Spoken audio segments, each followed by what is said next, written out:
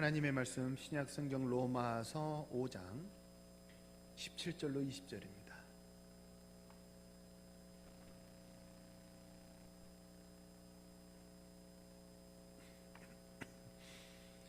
신약 성경 로마서 5장 17절로 20절 말씀 우리 한 마음으로 합독하십니다. 17절입니다. 한 사람의 범죄로 말미암아 사망이 그 한 사람을 통하여 왕노릇하였은즉 더욱 은혜와 의의 선물을 넘치게 받는 자들은 한 분 예수 그리스도를 통하여 생명 안에서 왕노릇하리로다. 그런즉 한 범죄로 많은 사람이 정죄에 이른 것 같이 한 의로운 행위로 말미암아 많은 사람이 의롭다 하심을 받아 생명에 이르렀느니라. 한 사람이 순종하지 아니함으로 많은 사람이 죄인 된 것 같이 한 사람이 순종하심으로 많은 사람이 의인이 되리라. 율법이 들어온 것은 범죄를 더하게 하려 하노라. 그러나 죄가 더한 곳에 은혜가 더욱 넘쳤나니. 아멘. 한번 우리 앞뒤 좌우 옆 사람과 서로 인사하실까요? 사랑합시다. 격려합시다. 전도합시다.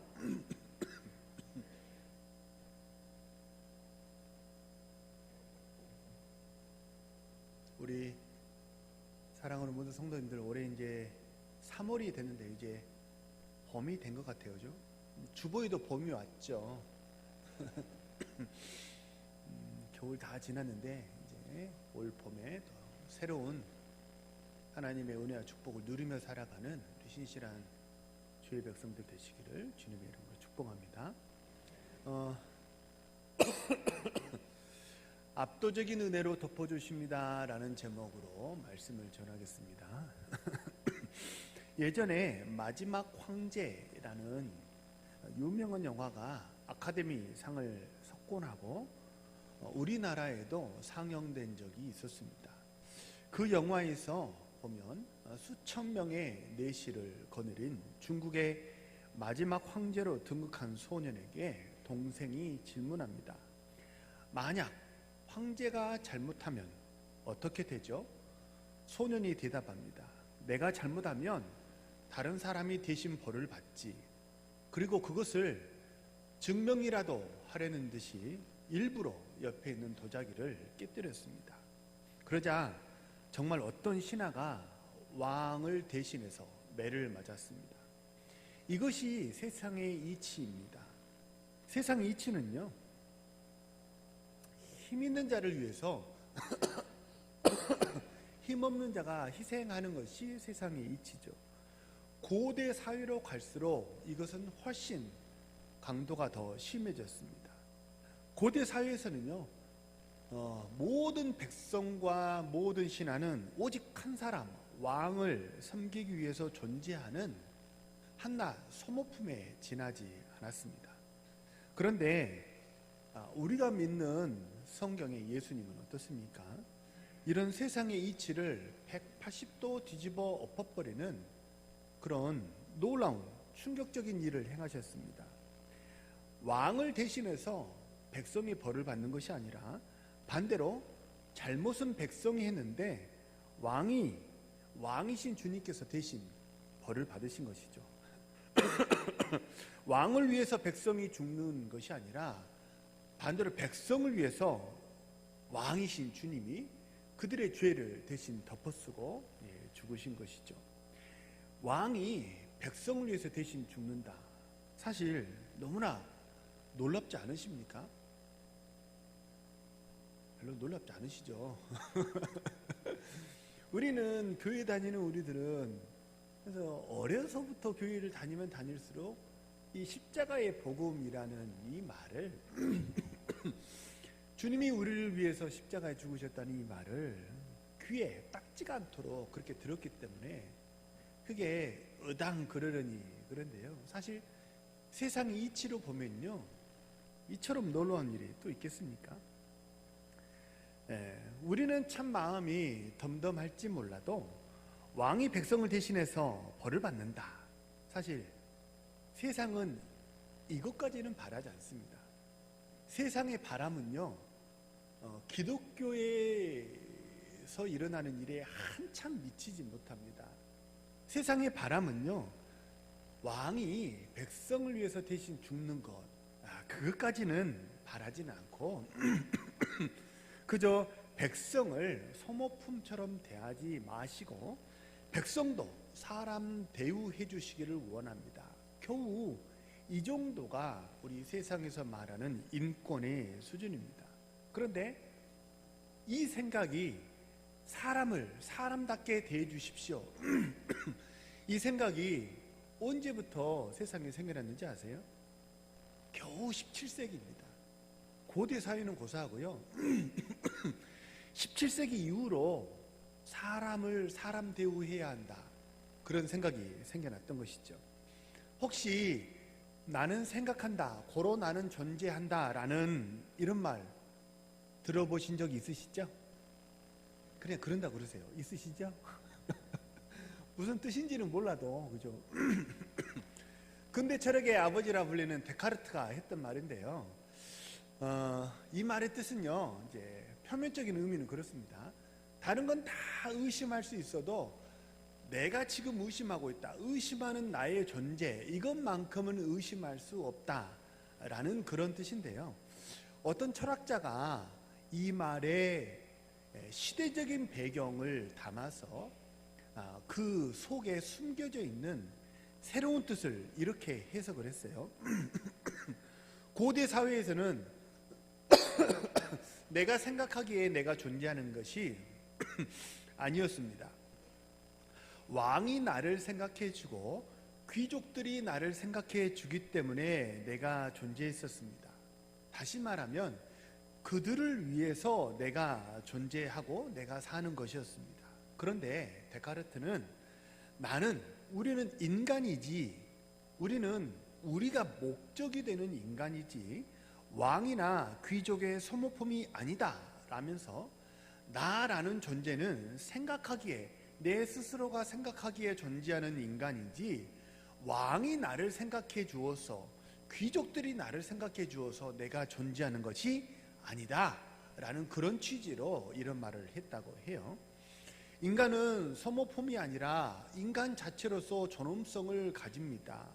이건 21세기를 살아가는 사실 우리들에게는요, 너무나 당연한 말이지만 인류는 이 생각을 겨우 17세기에 들어서 시작하게 되었습니다. 그런데 성경은 어떻습니까? 17세기는 고사하고 2000년 전이 뭐예요? 태초로부터 하나님이 사람을 지으실 때 하나님의 형상으로 사람을 짓지 않았습니까? 이게 사실 고대 사회로 가면요, 애굽에도 창조 신화가 있었어요. 창조 신화는 성경에만 있는 게 아니고 신이 사람을 만들었다는 고대 신화는 각 나라별로 다 있었습니다. 그런데 성경의 창조 신화가 여타 다른 고대 국가, 다른 국가들과 전혀 다른 점은 뭐예요? 다른 국가의 인간 창조설은요, 신을 섬기기 위해서 사람을 종으로, 소모품으로 만든 것이 사람이었어요. 종이었고 소모품이었기 때문에 사람을 짓는 그 재료는요, 차마 설교 시간에 입이 닿기에 처참할 정도로 하찮은 그런 재료로 사람을 만들었습니다. 그런데 성경은 그런 고대 사회의 모든 국가의 논리를 정반대로 뒤집어 엎어버렸어요. 사람을 왜 지었다고요? 사람이 신을 위해서 신전을 지어 바치는 게 아니고 사람을 위해서 하나님이 에덴 동산을 지어주었어요. 그리고 그 사람을 어떻게 지었어요? 주일학교 야간 나오지 않으셨으면 다 들어보셨죠. 무엇으로 사람을 지으셨어요? 흙으로 사람을 지으시고 그 코에 뭘 불어넣으셨어요? 생기를 불어넣어서. 그래서 뭐가 되게 했어요? 생명이 되게 한 거예요. 그러니까 사람 자체가 아주 존귀하고 가치 있는 존재로, 그러니까 인류는 그것을 17세기에 들어서 생각하기 시작했지만 성경은 2000년 전에 사람을 목적으로 신이신 주님께서 대신 죽었을 뿐만 아니라 거슬러 올라가서 기원전 6천년 이후에 태초로부터 거슬러 올라가도 하나님은 사람을 목적으로 대하시고 존귀하게 대하셨다는 거예요. 이것이 얼마나 놀라운 발상입니까? 그리고 얼마나 참 감사한 일입니까? 우리는 이것을 뭐라고 부릅니까? 우리는 이것을 은혜라고 부릅니다. 아담의 뒤를 따라서 보통 생육법으로 태어난 우리 모든 사람은 다 죄인으로 태어났습니다. 죄인이었던 우리가 이 자리에서 예배할 수 있는 것도, 그리고 우리가 지금 하루하루 살아가면서 늘 오만과 편견으로 그렇게 죄를 지으면서 살았던 우리가 하나님의 이름을 부르고 하나님 앞에 우리가 나아갈 수 있는 이 모든 것도 모두 다 덮어주시고 안아주시고 품어주시는 그 크신 하나님의 은혜 때문인 줄로 믿습니다. 그 하나님의 은혜를 우리 사랑하는 모든 성도들 꼭 기억하시고 그 은혜에 감사하시고, 내가 내 인생을 이끌어가는 인생이 아니라 그 은혜가 나를 이끌어가고 그 은혜가 우리의 삶을 회복하는 그런 복된 삶을 살아가는 우리 신실한 주의 백성들 되시기를 주님의 이름으로 축복합니다. 성경은요, 은혜에 관해서 크게 두 가지를 선포합니다. 먼저 그 누구도 예외 없이 하나님 앞에서는 다 부족하고 불완전한 죄인이라는 절망적인 메시지를 성경은 선포합니다. 아울러서 그 어떤 죄인이라도 하나님의 은혜가 품어준다면 그 은혜가 그 사람을 복되게 한다라는 소망의 메시지를 아울러서 선포합니다. 성경의 메시지는 크게 두 가지예요. 우리 모든 사람은 죄인이라는 거예요. 죄가 있다는 거예요. 그리고 그 죄를 인정하고 은혜 대신, 은혜의 근원 대신 주님을 받아들이면, 그러면 우리에게 뭐가? 소망의 삶이 시작된다라는 것이 모든 신구약 성경 66권의 내용을 압축해 놓은 것이죠. 성경은요, 믿음의 조상이라 불리는, 그렇죠, 우리 모든 신앙인의 믿음의 조상이라 불리는 아브라함의 실수와 잘못도 여과 없이 모두 다 성경에 다 기록했습니다. 메시아를 예표한다는 다윗의 범죄도 여과 없이 모두 다 기록했습니다. 한번 생각해 보세요. 후대 사람들이 좀 본받으면 좋겠다라고 한다면, 그러면 성경에 아브라함의 잘못도 좀 이렇게 빼고 다윗의 잘못도 빼고, 그래서 좋은 모습만 성경에 딱 기록해 놓으면, 그러면 어떨까요? 후대 사람들이 야, 이렇게 훌륭한 사람이니까 우리가 본받아야겠구나, 그런 생각을 하기 쉬울 텐데, 근데 성경은 이 모든 성경의 위인들, 다윗의 잘못도 아브라함의 잘못도, 특히 다윗은 메시아를 예표하는 사람 아닙니까? 그런데 그 다윗의 잘못도 성경은 가감 없이 성경에 다 기록해 놓았어요. 왜 그랬을까요? 이들도 하나님의 은혜로 살았던 사람이라는 그 은혜의 메시지를 성경이 전하기를 원했기 때문입니다. 이들이 모두 다 믿음의 조상이 되거나 그렇게 위대한 임금, 위대한 왕이 되었던 이 모든 것은요, 바울 사도의 고백대로 나의 나된 이 모든 것이 다 하나님의 은혜로 된 것이다 라는 그 은혜의 메시지를 성경이 전하고 싶었기 때문입니다. 내가 불완전한 죄인이지만 그럼에도 불구하고 품어주시고 안아주시는 그 은혜에 붙들릴 때 우리가 복된 인생이 된다는 그 복음의 메시지를 성경은 전하고 싶었기 때문이죠. 그래서 일전에도 한번 소개해드린 적이 있는데, 성경은 세리였던 마태를 주님은 제자로 삼았습니다. 그리고 천국 복음을 알리는 마태복음의 저자가 되게 하셨습니다. 당시 기준으로 놓고 보면요, 세리와 창녀는요, 죄인 중에서 가장 큰 죄인이었습니다. 그러니까 지옥으로 간다면 가장 지옥의 밑바닥에 떨어지는 그 사람이 나라를 배신하고 폭리를 취했던 세리였고 또 창녀였습니다. 이들은 지옥의 가장 밑바닥에 들어가야 하는 사람이라고 여겼고, 반대로 얘기하면 천국과 가장 거리가 먼 사람이라고 여겼습니다. 하지만 주님은 그랬던 세리를 제자로 삼으셨습니다. 뭘 말하는 거예요? 은혜라면, 은혜의 원리라면, 전교 꼴찌였던 그런 사람도 천국에 들어갈 수 있다라는 것을 성경이 전하고 싶었기 때문입니다. 또 세리 마태가 쓴 마태복음 1장에 보면 예수님의 족보가 기록되어 있는데요, 그 5절에는 1장 5절에 보면 기생 라합이 그 이름을 예수님의 족보에 올리고 있습니다. 왜요? 이유는 마찬가지입니다. 은혜가 지배하는 천국은요, 전교 꼴찌를 넘어서 전국 꼴등이라 할지라도, 아니 전국 꼴찌를 넘어서 전 세계의 꼴찌이라 할지라도 천국에 들어갈 수 있다라는 것을 성경이 말하고 싶었기 때문입니다. 마태복음 1장의 족보는요, 사실 예수님의 모든 조상을 다 세세하게 일일이 기록해 놓은 족보가 아닙니다. 몇몇의 사람을 선발해서 이렇게 기록해 놓은 족보가 마태복음 1장의 족보거든요. 어떤 의도를 가지고 선별해서 기록해 놓은 것이 마태복음 1장의 족보입니다. 16대, 16대, 16대, 16대. 뭔가 이렇게 의도를 가지고 그렇게 기록했는데요, 기왕 사람을 선발해서 기록할 거라고 한다면 그러면 좀 그럴싸한 그런 사람으로 족보를 이렇게 딱 채워놓으면 좀 속된 말로 폼도 나고 멋있고 안 믿는 사람이 딱 봤을 때, 야 그렇지, 이 정도, 야 메시아의 족보니까 정말 대단하구나, 아 정말 위대하신 분이구나 라고 존경할 만하지 않겠습니까? 하지만 그 모든 성경의 저자이신 성령께서는 그렇게 족보를 기록하지 않으셨어요.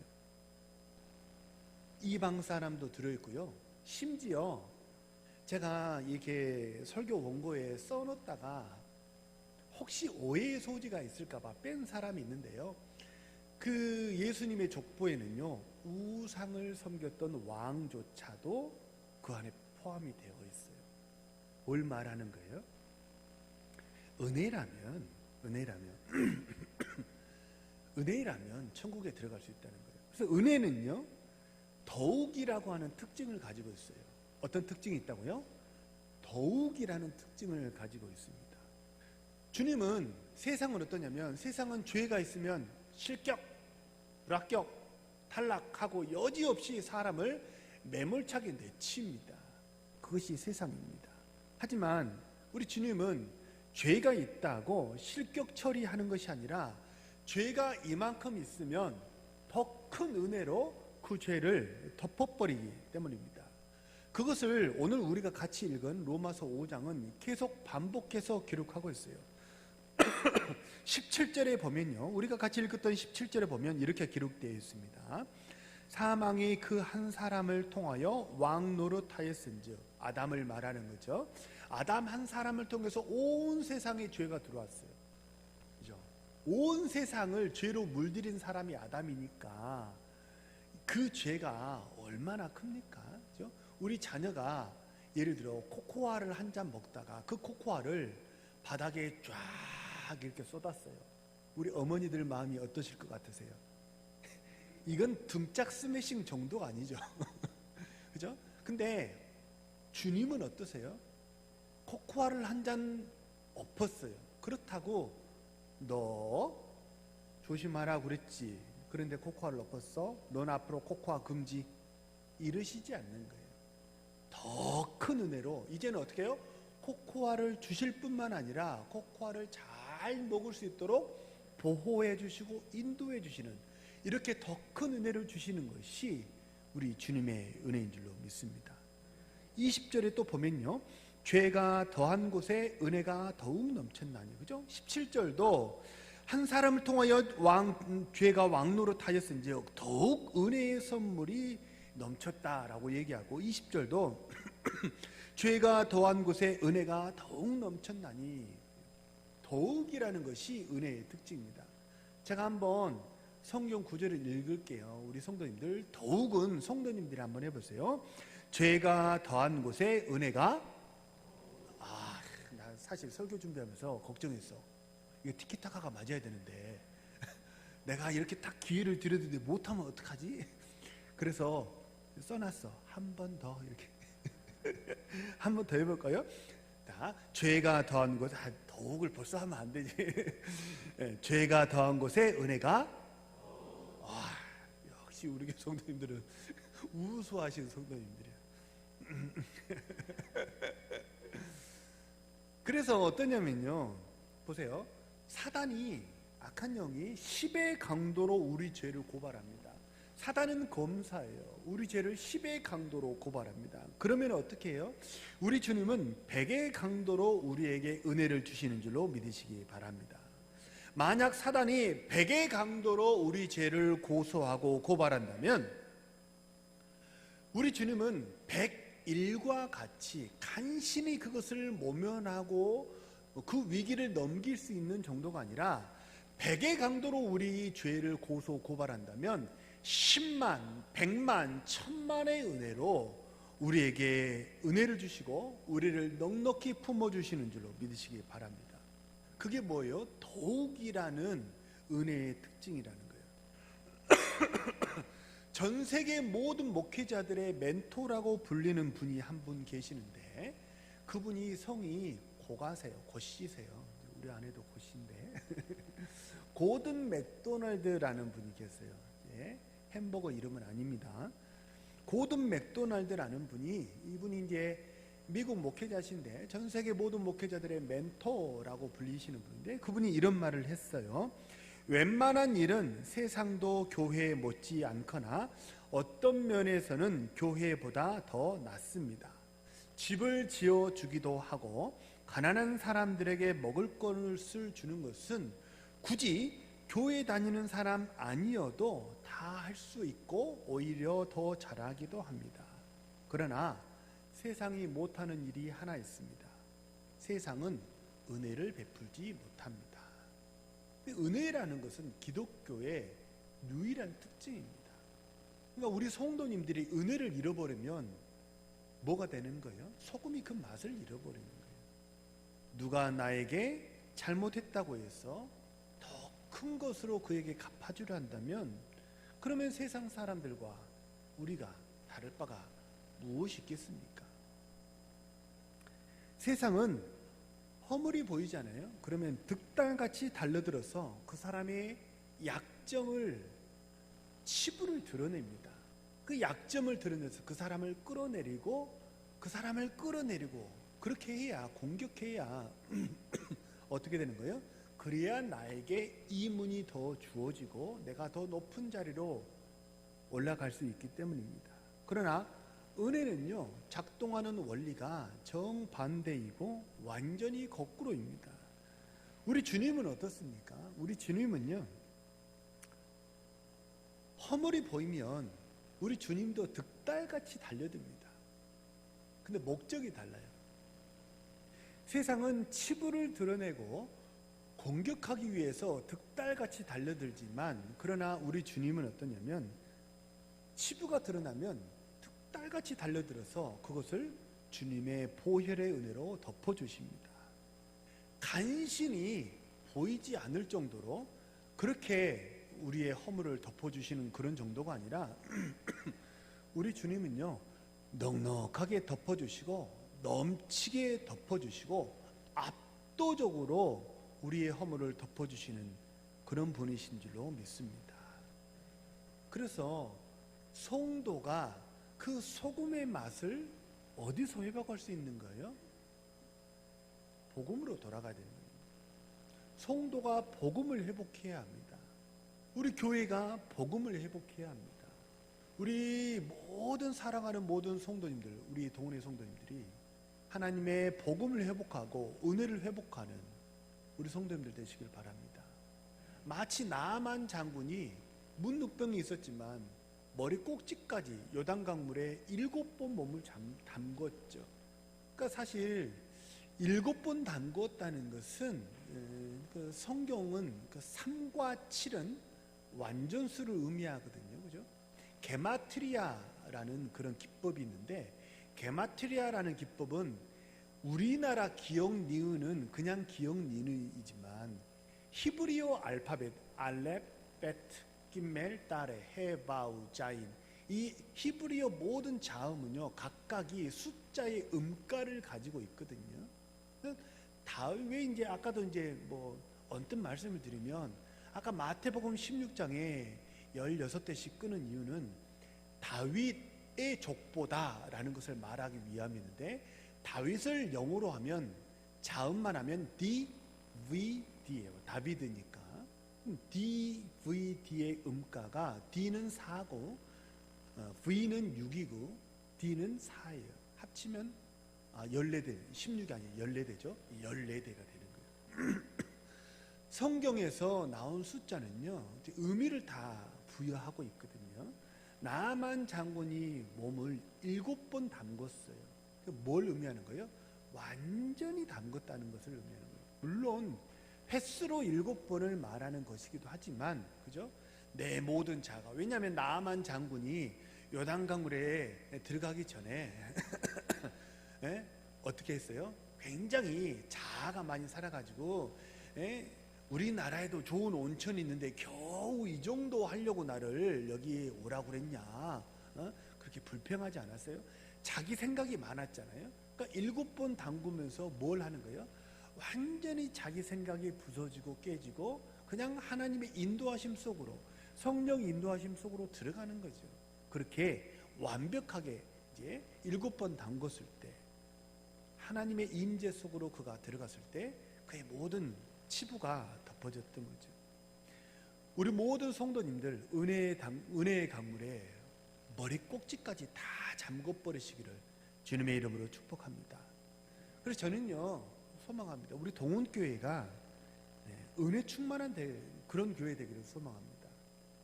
우리 교회는요 뭔가 허물이 보이고 약점이 보이면 뒷담하는 교회가 아니에요.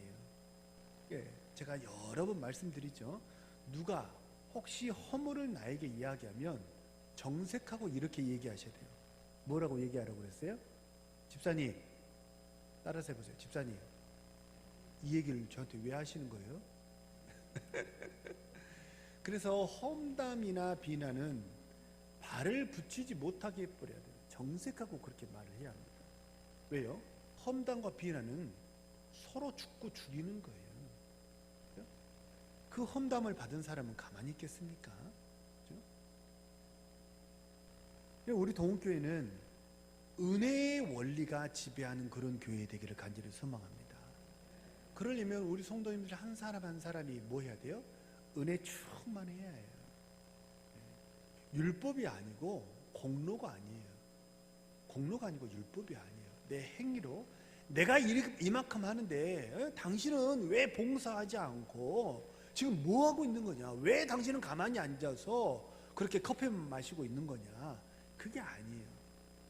은혜는 뭐예요? 가만히 앉아서 커피 마시고 있으면 뭐 하는 거예요? 지적하는 게 아니에요. 맛있게 드시라고 쿠키도 갖다 주는 거예요. 그게 뭐예요? 더욱이요, 더욱. 그래서 완전히 은혜로 내가 딱 그 영혼을 이렇게 감싸 안아버렸을 때 비로소 거기서 어떤 역사가 일어납니까? 치유와 회복의 역사, 성령의 역사, 생명의 역사가 일어나게 되는 줄로 믿습니다. 은혜를 깨닫지 못한 사람은 이렇게 질문합니다. 주님, 왜 저에게는 남들이 가진 능력을 주지 않으십니까? 주님, 왜 저에게만 이런 일들이 생깁니까? 왜 주님, 나만 이런 고통을 받아야 합니까? 라고 그렇게 질문할지 몰라요. 하지만 은혜를 깨닫는 사람은 질문이 정반대입니다. 주님, 주님을 떠난 저를 왜 이렇게 품에 안아주시고 사랑하십니까? 아버지를 떠난 저를 위해서 왜 이렇게 잔치를 벌여주시고 손에 가락지를 끼워주십니까? 질문이 정반대입니다. 같은 의미로 우리가 아까 찬송했던 310장은 이렇게 노래합니다. 아 하나님의 은혜로 뭐요? 그 다음은 이 쓸데없는 자 왜 구속하여 주는지 난 알 수 없도다. 이게 뭐 누구의 고백이요?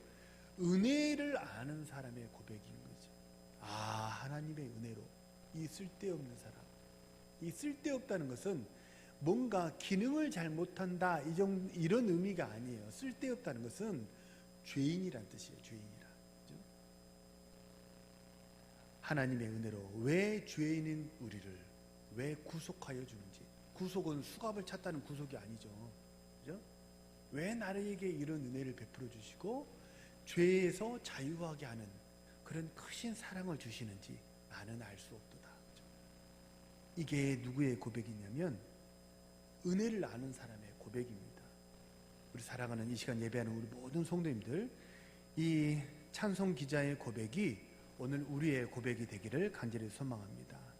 주님의 은혜를 깨닫고 그 은혜에 감사하며 그 은혜를 세상에 나누는 그런 신실한 복된 주의 백성들 되시기를 주님의 이름으로 축복합니다. 힘들고 어려운 일이 혹시 있으십니까? 네. 사실 세상 살면 그 누구라서 고난이 없겠습니까? 목회자라고 해서 왜 고난이 없고, 왜 장로, 집사, 권사, 중직자라고 예수 40년 믿었다고 60년 믿었다고 왜 고난이 없겠습니까? 고난은 똑같이 모든 사람에게 있습니다. 그죠? 모든 사람, 이 세상에 살고 있는 한 모든 사람에게 고난은 다 있습니다. 그런데 뭐가 달라요? 예수 믿은 사람과 믿지 않은 사람과 뭐가 달라요? 고난보다 압도적으로 큰 은혜를 베풀어 주셔서 우리를 덮어버리시는 그 주님이 우리 안에 있다. 그것이 다른 줄로 믿습니다. 이번 한 주간 소망합니다. 힘들고 어려운 일이 있으시더라도 고난보다 훨씬 크고 압도적인 은혜로 우리를 덮어버리시는 그 주님의 인도하심 속에서 자유하시기를 축복합니다. 그 은혜 속에서 승리하시기를 소망합니다. 그래서 이웃에게 덕을 끼치고 만나는 사람들에게 복을 전하는 우리 신실한 주의 백성들 되시기를 주님의 이름으로 축복합니다. 우리 주신 말씀을 놓고 한번 합심해서 간절한 마음으로 합심해서 통성으로 기도합니다.